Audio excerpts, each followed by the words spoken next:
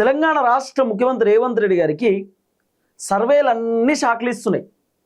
రేవంత్ రెడ్డి ఒక internal survey చేయించిండు. తర్వాత సునీల్ కనుగోలు రేవంత్ రెడ్డి ప్రభుత్వం పైన ఒక సర్వే చేసిండు. కొన్ని మీడియా ఛానల్స్ రేవంత్ రెడ్డి పైన ఒక సర్వే చేసిర్రు. కాంగ్రెస్ ప్రభుత్వం పైన ఒక సర్వే చేసిర్రు. కాంగ్రెస్ అధిష్టానం రేవంత్ రెడ్డి పర్ఫార్మెన్స్ పైన ఒక సర్వే చేసిర్రు. ఇటు ప్రతిపక్ష బీఆర్ఎస్ పార్టీ వాళ్ళపైన వాళ్ళు సర్వే చేయించుకున్నారు. రేవంత్ రెడ్డి ప్రభుత్వం పైన సర్వే చేయించారు.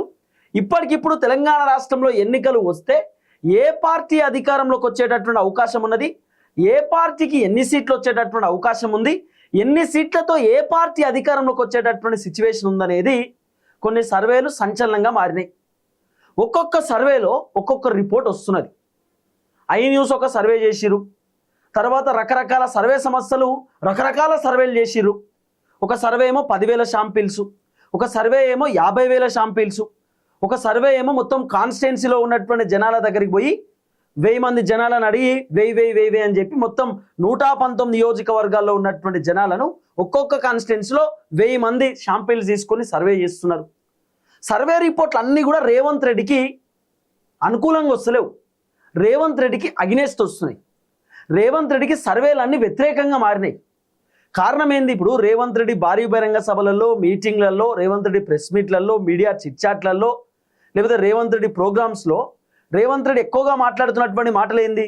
కేసీఆర్ కంటే మెరుగైనటువంటి పరిపాలన అందిస్తున్నాం, కేసీఆర్ కంటే అద్భుతంగా మేము పరిపాలన నడిపిస్తున్నాం అని చెప్పి రేవంత్ రెడ్డి చెప్తున్నటువంటి మాటే.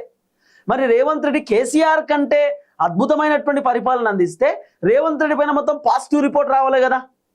రాబోతున్నటువంటి 2028 ఎన్నికలలో రేవంత్ రెడ్డి 90 సీట్లతో అధికారంలోకి వస్తాడు, 85 సీట్లతో అధికారంలోకి వస్తాడు, 70 సీట్లతో అధికారంలోకి వస్తాడు, 75 సీట్లతో అధికారంలోకి వస్తాడు అని చెప్పి రకరకాలుగా వార్తలు రావాలి, మీడియా ఛానల్లో కథనాలు రావాలి, సర్వే సంస్థలు కూడా రిపోర్ట్ ఇవ్వాలి కదా. మరి ఎందుకు రేవంత్ రెడ్డికి అగ్నెస్ట్గా రిపోర్ట్లు వస్తున్నాయి? నాట్ ఓన్లీ ఈ సర్వే సంస్థలు, అంటే ప్రైవేట్ సర్వే సంస్థలు కాదు, రేవంత్ రెడ్డికి అత్యంత సన్నిహితుడైనటువంటి సునీల్ కనుగోలు సర్వే చేస్తే రేవంత్ రెడ్డి పార్టీలో కేవలం ఇప్పటికిప్పుడు ఎన్నికలు వస్తే 28 మంది కంటే ఎక్కువ ఎవరు గెలవరు.